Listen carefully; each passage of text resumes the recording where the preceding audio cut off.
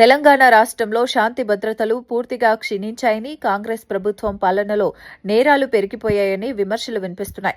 హైదరాబాద్ నడిబొడ్డున కోటి వంటి అత్యంత రద్దీ ప్రాంతంలో పట్టపగలే తుపాకీతో కాల్పులు జరిపి లక్షల రూపాయలు దోచుకెళ్లిన ఘటన రాష్ట్రంలో భద్రతా పరిస్థితులపై తీవ్ర ఆందోళన కలిగిస్తోందని నేతలు చెబుతున్నారు.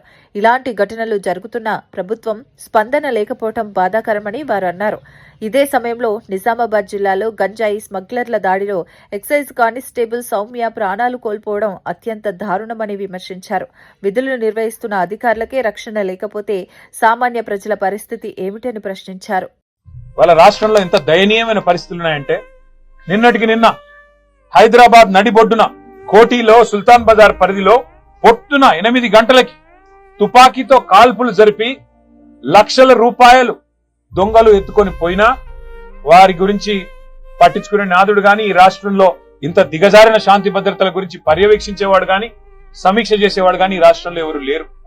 చివరికి ఎంత దారుణం అంటే, గంజాయి స్మగ్లర్లు ఈ రాష్ట్రంలో ఒక ఎక్సైజ్ కానిస్టేబుల్ ను బండి ఎక్కించి ఆ అమ్మాయిని చంపేస్తే కూడా ఈ రాష్ట్రంలో అడిగే నాతుడు లేడు, పట్టించుకునే వాడు లేడు.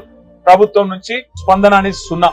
అంటే ఎంత దయనీయమైన పరిస్థితుల్లో ఈ రాష్ట్రంలో శాంతి భద్రతలు ఉన్నాయో దీన్ని బట్టే చెప్పొచ్చు.